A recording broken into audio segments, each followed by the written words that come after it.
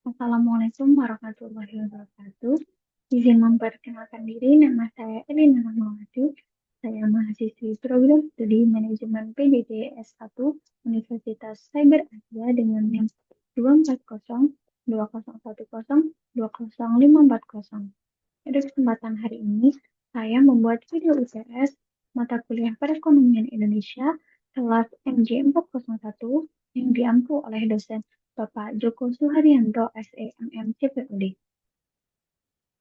Pada video kali ini, saya membahas middle income trap dan kebijakan pemerintah. Apa sih middle income trap itu? Jadi, middle income trap adalah kondisi ekonomi di mana suatu negara yang sebelumnya berkisar keluar dari status negara berpendapatan rendah, mengalami stagnasi, dan gagal naik menjadi negara berpendapatan tinggi. Negara middle income trap itu mempunyai ciri-ciri. Yang pertama, pertumbuhan ekonomi melambat setelah mencapai tingkat pendapatan menengah. Yang kedua, produktivitas stagnan, tidak ada inovasi atau peningkatan efisiensi yang signifikan. Yang ketiga, tergantungan pada sektor primer yaitu pertanian atau ekspor komoditas mentah.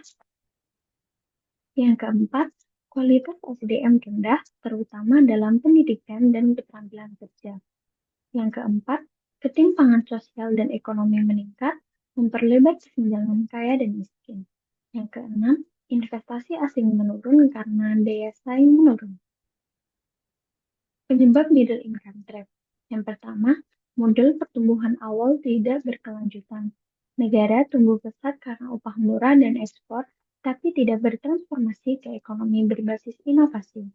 Yang kedua, kurangnya investasi di sektor pendidikan dan teknologi. Yang ketiga, institusi yang lemah seperti birokrasi yang tidak efisien, korupsi, dan regulasi yang menghambat inovasi. Yang keempat, kebijakan ekonomi yang tidak adaptif, tidak mampu menyesuaikan diri dengan perubahan global. Untuk menghindari negara dengan middle income trap, dibutuhkan upaya oleh pemerintah. Pemerintah dapat mengeluarkan kebijakan seperti yang pertama, kebijakan fiskal, yang kedua, kebijakan moneter, dan yang ketiga adalah kebijakan utang luar negeri. Kebijakan fiskal dapat dilakukan dengan cara satu, reformasi pajak dengan meningkatkan rasio pajak terhadap PDB dengan memperluas basis pajak dan mengurangi penghindaran pajak. Digitalisasi sistem perpajakan untuk meningkatkan efisiensi dan transparansi, insentif pajak untuk sektor-sektor strategis seperti teknologi, manufaktur berorientasi ekspor, dan energi terbarukan. Yang kedua adalah belanja negara yang produktif. Dengan prioritaskan belanja untuk infrastruktur yang mendukung konektivitas dan logistik nasional, dukungan fiskal untuk riset dan inovasi agar ekonomi tidak hanya bergantung pada komoditas. Yang ketiga adalah dukungan untuk UMKM dan industri, dilakukan dengan subsidi dan insentif fiskal untuk UMKM agar naik kelas dan masuk rantai pasar global. Fasilitasi akses pembiayaan melalui pinjaman kredit dan pembentukan dana bergulir, pengembangan kawasan industri dan ekonomi khusus untuk menarik investasi dan menciptakan lapangan kerja. Yang keempat adalah pengelolaan defisit dan utang yang bijak dengan menjaga defisit anggaran dalam batas aman, misalnya di bawah 3% dari PDB. Menggunakan utang untuk proyek produktif bukan untuk belanja konsumtif. Transparansi dan akuntabilitas fiskal untuk menjaga kepercayaan pasar dan investor. Yang kelima adalah kebijakan fiskal hijau dan berkelanjutan. Dilakukan dengan insentif fiskal untuk energi terbarukan dan ekonomi hijau, pajak karbon dan subsidi untuk teknologi ramah lingkungan. Belanja negara diarahkan untuk pembangunan berkelanjutan, termasuk adaptasi perubahan iklim. Selain kebijakan fiskal, ada juga kebijakan moneter. Yang pertama adalah menjaga stabilitas inflasi. Target inflasi yang rendah dan stabil sangat penting untuk menjaga daya beli masyarakat dan menciptakan iklim investasi yang sehat. Kebijakan suku bunga yang hati-hati, menyesuaikan suku bunga acuan atau BI rate secara tepat untuk mengendalikan inflasi tanpa menghambat pertumbuhan. kedua, stabilitas nilai tukar rupiah. Intervensi pasar falas secara terukur untuk mencegah volatilitas berlebihan, meningkatkan cadangan devisa melalui ekspor, pariwisata, dan remitansi, mendorong penggunaan mata uang lokal dalam perdagangan bilateral atau local currency settlement. Yang ketiga adalah mendorong inflasi keuangan. Dengan perluasan akses ke layanan keuangan formal, terutama untuk UMKM dan masyarakat pedesaan. Digitalisasi sistem pembayaran seperti KRIS dan BIFES untuk efisiensi transaksi. Penguatan literasi keuangan agar masyarakat lebih bijak dalam mengelola keuangan. Yang keempat, mendukung sektor produktif. Kredit berorientasi produktif, bukan konsumtif, terutama untuk sektor industri, pertanian, dan teknologi. Kebijakan makroprudensial longgar untuk mendorong penyaluran kredit ke sektor prioritas. Insentif moneter untuk inovasi dan teknologi seperti pembiayaan startup dan industri 4.0. Yang kelima adalah koordinasi dengan kebijakan fiskal.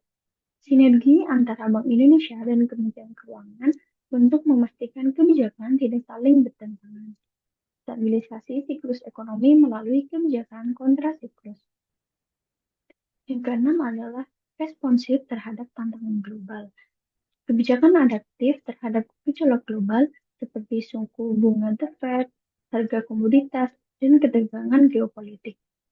Diversifikasi sumber pertumbuhan ekonomi agar tidak terlalu bergantung pada ekspor. Yang ketiga adalah kebijakan utang luar negeri. Yang pertama, fokus pada utang produktif. Gunakan utang untuk proyek-proyek yang menghasilkan nilai tambah ekonomi seperti infrastruktur, pendidikan, dan teknologi. Hindari penggunaan utang untuk belanja konsumtif atau subsidi yang tidak tepat sasaran. Yang kedua adalah jaga rasio utang terhadap PDB. Menjaga rasio utang luar negeri tetap dalam batas aman, misalnya di bawah 60% dari PDB. Monitoring ketat terhadap beban pembayaran utang atau debt service ratio agar tidak membebani APBN. Yang ketiga adalah diversifikasi sumber utang. Mengutamakan pinjaman dari lembaga multilateral seperti World Bank, ADB, yang menawarkan bunga rendah dan tenor panjang. Menghindari ketergantungan pada utang komersial jangka pendek yang lebih rentan terhadap gejolak pasar. Minimalkan risiko nilai tukar. Kurangi proporsi utang dalam mata uang asing, terutama dolar Amerika Serikat, untuk menghindari risiko fluktuasi nilai tukar. Dorong penerbitan obligasi dalam mata uang lokal rupiah untuk pembiayaan domestik. Yang kelima adalah transparansi dan akuntabilitas.